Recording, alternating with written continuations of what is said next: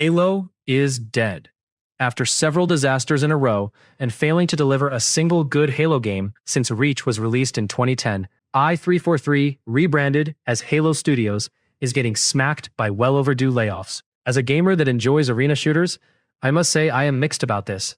I wanted a good arena shooter multiplayer game, but Halo Infinite wasn't it. But as a reasonable person, I want i343, Halo Studios shut down, and the franchise given to ID Software to make a competent multiplayer game on id Tech engine. Annoying about Halo once more. I'm just going to keep beating this drum here that something needs to change, something needs to get shaken up, because it's clear that interest in this franchise is at an all-time low. And that's based off estimates provided by Alinea Analytics. Now, three things, because I know people hear sales estimates and they go, I don't know about that, Matty. Okay, first and foremost, I think we should put more pressure on these publishers like Xbox to share their numbers if we don't want to rely on estimates. Two, we've had Alinea Analytics prove multiple times that their estimates are actually close in line with the actual sales figures. They're still estimates, but if they're in the ballpark, that's good enough for a conversation. And three, if you even double the numbers here that Halo Campaign Evolved had on PlayStation, I still think the Halo franchise is in an absolutely abysmal position from an interest level, from a financial level. So it tells the whole story from top to bottom. With that, ladies and gentlemen, we're also going to get into the very troubled development of Halo Campaign Evolved. i343 with Bonnie Ross was burning hundreds of millions. Remember, during 6 years of Halo Infinite development, more than $500 million were spent, and they delivered Monkey a year too late for Xbox Sasuke X launch. Because she and the political activists at i343 imagine she can blow hundreds of millions and not make at least a somewhat competent product, or some semblance of a game that the actual Halo fans want, and get away with it forever. Now it's time for profitable games. Which is unbelievable to say. The blueprint is right there. Bungie provided it back in 2001. And then, funny enough, 343, now Halo Studios, remastered that game with the Anniversary Edition. So they had experienced that blueprint once before. And then again with Master Chief Collection and getting everything under a single SKU. While I view that Bungie era in extremely high regard, I think it'd be fair to assume that 343, Halo Studios, they should know Halo Combat Evolved better than Bungie by this point, because they've worked on the game. They them will never know Halo better. They do not have the mental capacity to know Halo better or any game better. They hate Halo, they hate gamers. 3 times, now entering a 4th time with this project. How is the development troubled? It's a simple story about mismanagement thanks to Rebs Gaming that we'll get into. But first, I want to discuss the sales numbers to talk about the franchise relevance and then get into what went so wrong with this project and why I think the future is very murky for Halo Studios. After this conversation, I'll find it hard to imagine many people will walk away from this thinking that Halo Studios gets out of this unscathed. I mean, there's been many issues for a long while, but now franchise relevance is at a low. And when you look at the low effort port that absolutely dominated the sales charts for July compared to Halo at the absolute bottom for PlayStation, it tells a really grim story about this franchise. So let's get into it, ladies and gentlemen. If you're new here and you're into what's going on with Xbox, hey, there is good news, such as Asha Sharma confirming that we're going to get a platinum trophy equivalent to Xbox achievements. This is something we've been asking for years. So it's not all doom and gloom around the brand, but when it comes to Halo, this is one of the main things that Xbox... Asha Shawarma and platinum achievement thing is irrelevant. Only dumb Redditors imagine achievements in video games are relevant. Oh no, not the Chivos. Really needs to course correct. So let's talk about it once more. Get subscribed. All right, here are the estimates for July's top PlayStation games by copies sold, according to Alinea Analytics, and this includes PS5 and PS4 copies sold estimates. We have Black Ops 2 port at 8.2 million copies sold, with the Black Ops 1 port sitting below it at 3 million. I just gotta pause there real quickly as someone who loves both these games. A little surprised Black Ops 1 only did 3 million. I love Black Ops 2, don't get me wrong, but like Black Ops 1, I spent a gross amount of time on, so less than half of that. Crazy. But continuing on with these numbers here, you'll see a lot of releases during this time period. Black Flag resynced, sports games, GTA 5 doing its thing all these years later, Minecraft continuing to chart pretty well, Power World charting pretty well, and there at the bottom, there it is. Halo Campaign Evolved, 351,000 copies sold. Okay, let's get into some additional data here from Alinea. I think they break it down really well here, so I'll only add to what has been said. They write, Halo Campaign Evolved, the ground-up graphical remake for Halo Combat Evolved, had a notably slow start on PlayStation, which stings even more next to the success of two effort-light COD ports. Halo sold 351,000 copies on PlayStation 5 in July and 452,000 on PlayStation to date at almost $28 million. $60 was way too much for this one. And for comparison, Halo sold through 212K on Steam and around 900K on Xbox, console, and PC. One can't help but wonder what could have been if Halo had kept the trajectory it had around Halo 3 and Reach, a remake of the game that started it all. Landing this softly on a new platform makes me pretty sad as a Halo fan. July's PS5 chart then is clearly all about nostalgia and the catalog, a proven beloved old game dropping at the right moment and just as importantly at the right price can out-earn almost anything new and buy a bit of breathing room in the slate. COD got it, Halo didn't. $50 for what's essentially a graphical touch-up of a 2001 game was always going to be a hard sell, and players clearly weren't having it. This gets into a lot of key choices made about the game, such as no multiplayer. This could have driven a lot more sales for Halo Campaign Evolved, but let's look at those numbers combined here. 900K across Xbox and Xbox PC as estimated, 212K on Steam that pushes you to like the 1.1 million area, and then we'll add another 3 to 400K for PlayStation. You're pushing barely 1.5 million copies sold for a remake of a beloved, one of the most important first-person shooters ever. I think personally that is terrible, especially when we get into the development story for this one. This is a project that should have came easily to Halo Studios and their outsourced partners, because again, the blueprint is there. But you can feel when you play it, at least in my opinion, some people do disagree with this notion, that this was a project in chaos. It's a very indecisive remake, at times wanting to be the definitive version of Halo 1 and changing things, and at other times just fighting to barely remake what you once loved. Loved? They hate Halo. They wanted to twist and pervert it into some slop for the modern audience. PlayStation sales being this low and the lack of interest tells a way more concerning story. If told some Xbox 360 and PlayStation 3 gamers from 2006 that Halo will be on PlayStation, there would be chaos. Now, it means almost nothing. But more than anything, it's about brand damage for Xbox. They risked a lot putting Halo, the franchise that defines Xbox, on PlayStation.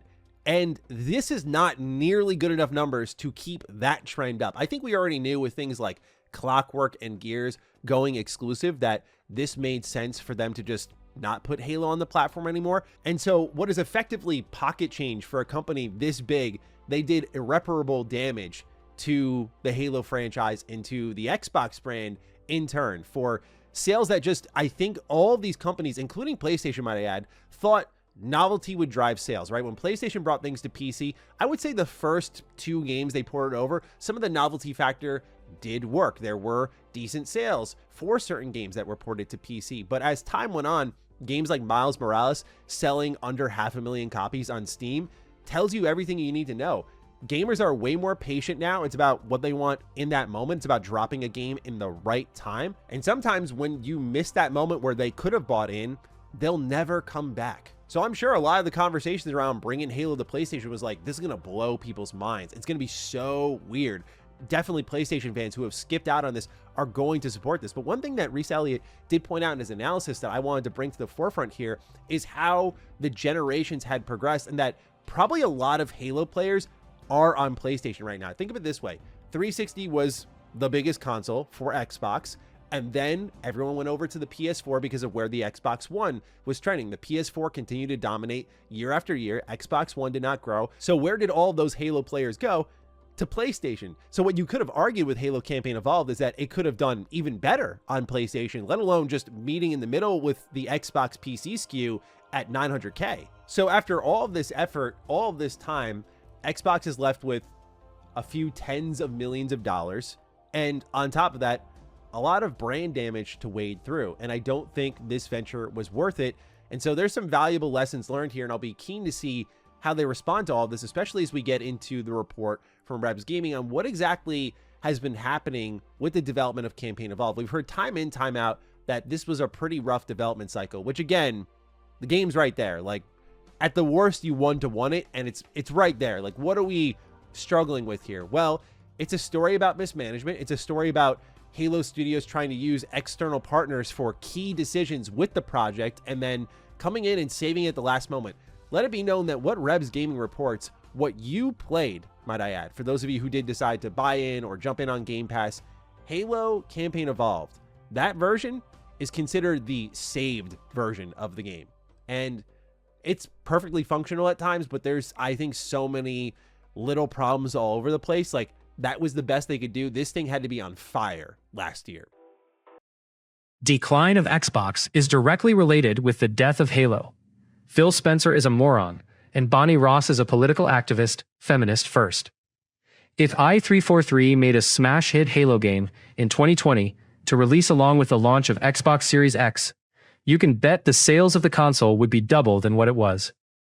i343 was made to replace Bungie after Bungie split away from Microsoft in October 2007. Bonnie Ross, Kiki Wolfkill, and Frank O'Connor had 12 people and 13 computers at the i343 studio, so they hired another 200 employees. Eventually, it ballooned to 350. But the most important thing is that they hired people that hate Halo. So let's get into the story that Rebs shared. First and foremost, who were the co-development partners? One of them was Abstraction, who did technical and level design starting in 2023. So the level design aspect of the game is obvious, but what does technical design mean? It goes into things like NPC spawning, level events, encounter triggers, streaming levels, that sort of thing. And Rebs is told that Abstraction had issues with development early on, which is why Halo Campaign Evolved was off the tracks. However, much of this actually stems from an over-reliance on external partners to deliver unrealistic results on an unrealistic schedule. And Rebs did point out a LinkedIn listing for a project lead at Abstraction who mentions that they tried to meet an aggressive timeline. As a result, Abstraction's contract was killed off with Halo Studios, while another source told Rebs that their work had to be redone after they all suddenly disappeared. So a lot of the members at the team at Abstraction had actually left in October of 2025, presumably around the time that the contract had expired, and a little after that, they had returned to independent ownership. Now, Rebs couldn't actually find Abstraction in the credits of Halo Campaign Evolved, but their CEO was listed. And when asked for comment, he did politely decline to give Rebs any information due to, of course, confidentiality agreements. So you probably hear that, you're like, oh, okay, like one co-development partner, technical level design, that's pretty in-depth, but there's more. There's more.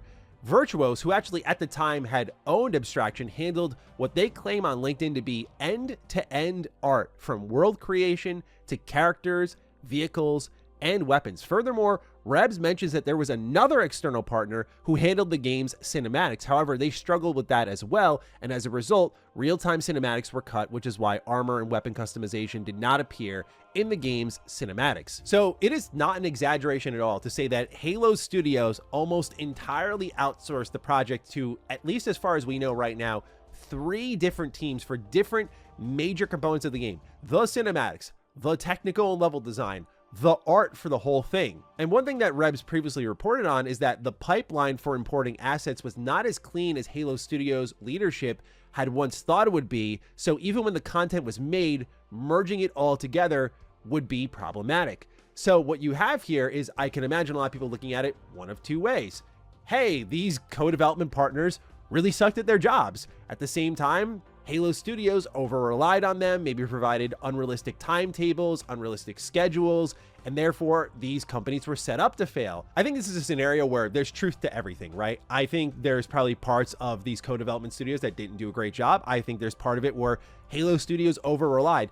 I think there's a lot of damning things about this, though. One thing is that they were not really involved until the project was on fire. So I think the game plan was, hey, we have this pipeline here for Unreal Engine. We're going to use these Unreal Engine familiar co-development studios. They're going to make different parts of the game. We have this pipeline here where we're going to merge it all together, and that is how the game will come together. And while they do that, we, Halo Studios, will march forward onto the next mainline entry, or at this time, it was at least Project Ecker. We're going to march forward. Blood is imagining things. March on to the next Halo entry. Such bullshit. Political activists at Halo Studios don't do much work. They then do not produce results. They made the bonus slop missions with Lieutenant Williams. Literal slop side content that a couple modders with those assets and equipment could have made. And modders would make it better. Bunch of lazy bums spending time on Blue Sky and Twitter and other dens of scum and villainy shitposting, instead of doing the jobs they are paid big money for. This imaginary multiplayer Halo game was so long in the pre-production stage, battle royales went out of fashion, and extraction shooters became the next new thing.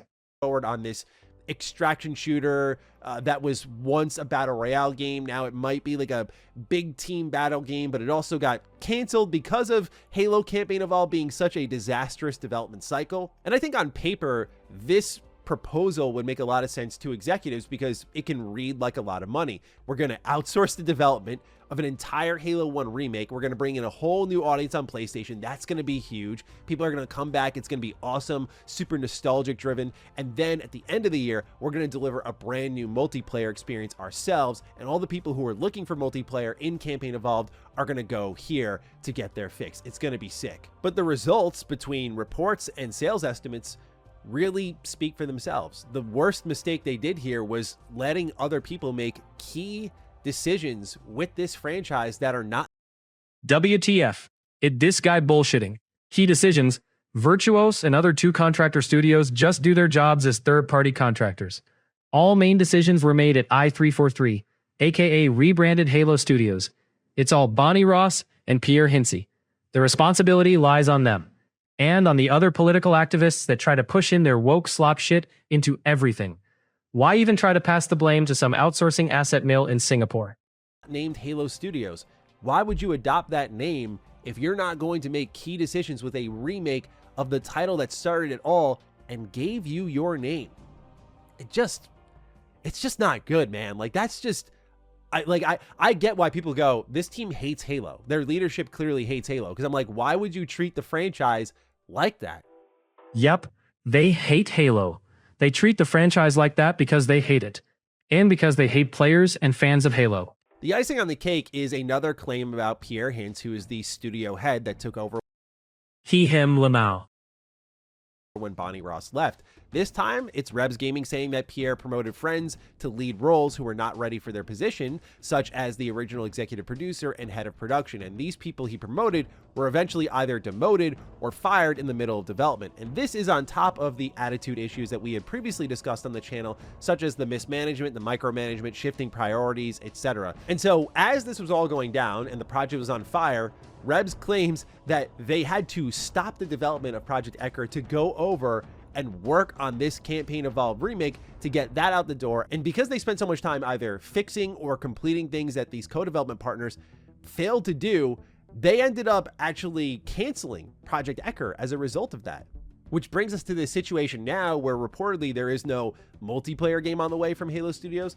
There is no campaign game on the way for Halo Studios. Whether it was because Abstraction and Virtuos failed or Halo Studios failed them, whatever it may be, it looks like their co-development partnerships have failed. So how's that going to support future Halo development cycles? If you're going to work on, say, the mainline franchise, we know all these Xbox first-party studios use co-development pipelines, and you just lost two key partners here, which also, by the way, in the case of Virtuos, happen to be key partners for Bethesda Game Studios. So to put it in a nutshell, Halo Campaign Evolved sold poorly. At least so far, it has sold poorly. It's overpriced, and I think a lot of people in my comment section said it best. It's a wait for a sale video game, or at the very least, when it comes to playing it within the proximity of its release date, it's a day one Game Pass game, sure. Xbox still gets money on that, but I'm sure based on recent moves, they'd much rather you spend a full $60 on it. But the sales weren't. How can a sloppy remake be a full-price game? No multiplayer or anything good. Great. Co-development partnership pipeline did not work out. And most importantly, there's no Halo project for the future right now. And to me, that's the one I'm most skeptical about, because I'm just sitting here thinking, so there's nothing major for Halo soon at all? Is that actually true? I gotta wonder, because it's like, that is next level mismanagement where, as I said at the start of this video, that's why I propose this all, is walking away from this video, I can only be left with one feeling, which is the second half of Asha Sharma's wipeout of the Xbox division has yet to happen.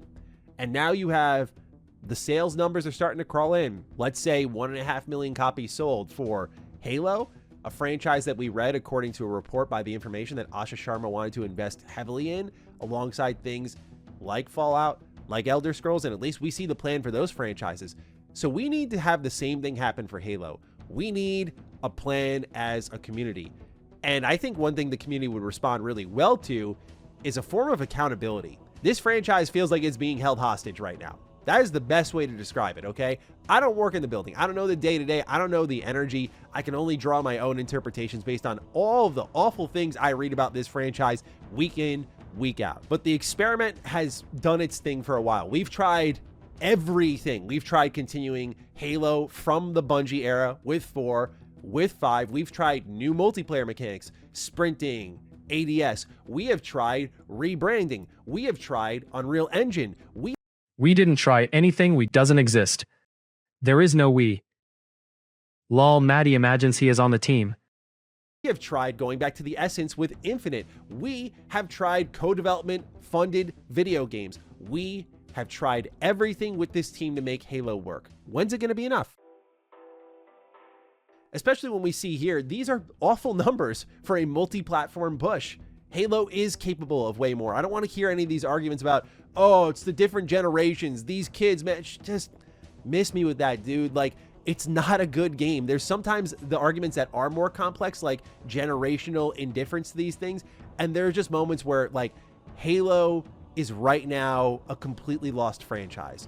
It's been whittling away in quality for years. It's not the appointment gaming that it once was with its Bungie era, right? Things like Halo 4, 5, Infinite, the conversations around all of those games, or in the case of Halo 4, the lack thereof, Halo's TV show, and then Campaign Evolved. This is all chip damage, if you want to think about it like a video game. There's maybe not one inciting moment, though, for us as a community. I can think of moments like Halo 5 feeling mismarketed, Halo 5's multiplayer being like a sweat fest. But all these little things are happening over time, and that is what truly whittles away with franchise interest. Like, yeah, it's a really easy cop-out argument to say, well, the younger kids should be stepping in and funding this thing. It's like, no, dude, because you haven't given them anything to care about for over a decade now. So the best thing you can do is, I think, free this franchise from the grasp of Halo Studios and find a new home for it. I would be hard-pressed to imagine that there's no other studios right now that wish to work on Halo. It's not just emotion speaking, though, on why we want this franchise free. It needs a true, like, mental reset. Like, I'm thinking about it almost like a relationship. We need a break. We need to just take some time away and either put this franchise on ice while you really get your feet underneath you, or we need to see someone new start working on this so we can at least feel interested in what's to come next. And it looks like we won't be waiting too long for change because it's already underway. We don't have a number yet on the amount of people that are being let go, but we're seeing producers, for example, confirm on LinkedIn that they have been let go from Halo Studios. And it is going as I had predicted. I'm not saying this to toot my own horn, but just to remind people that I had said for a while, because folks were frustrated when the first round of layoffs happened, why not Halo Studios? And my prediction was any teams that were getting ready to ship or closing to ship and they were scaled up are going to get scaled down after their products have shipped. And this isn't just Halo Studios, but teams like Coalition and, yes, even Playground Games, I think, are going to get hit as well. They are part of the plan as well. But we'll see just how much Halo Studios loses through all this, but no doubt they're going through contractors, then core devs. But the key here is really the leadership, if reports are to be believed. Until they go, nothing has really changed. Xbox is loaded with first-person shooting talent. There's no reason to doubt that they couldn't find someone to fill these shoes. However, if they do decide to stick with Halo Studios, there needs to be a plan. And I mean a plan that is communicated to their audience. Give this studio to any Halo fan or a fat unemployed nerd that loves video games. Even an ideas guy from 4chan/V would make a better Halo than these people.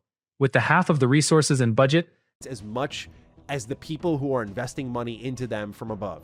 Everyone needs to know what's going on here. They cannot continue to operate from the shadows, messing up development cycles left and right, whether it be because of proprietary tech with Halo Infinite or very familiar technology in Halo Campaign Evolved, but still somehow bungling it. Whatever it may be, accountability is needed if Halo Studios is going to continue working on this franchise. So the corporate tools at Microsoft Xbox above know very well what is going on.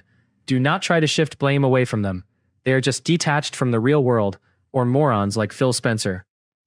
Perhaps Bonnie Ross wanted to kill Halo from the start, and now that mission is accomplished.